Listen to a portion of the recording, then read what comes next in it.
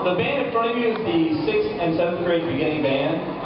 The first song they're going to play is called Bunkerville Overture. It's probably their most difficult song, but I think you'll like it. Please make sure that you're listening and kind of enjoying the music. One of the things that a lot of people like to do is just kind of close your eyes and maybe even envision a picture while you're listening to the song, sort of painting a picture in your mind. So enjoy the music however you want. Just make sure that you're respectful to those that are around you. Here's Bunkerville.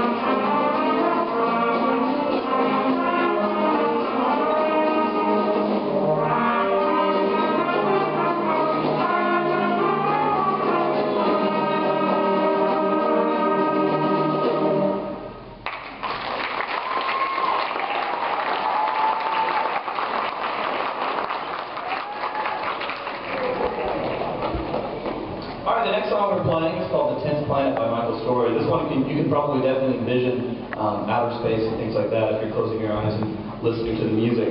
One thing I want to note about this group, this is their first year playing for all of them.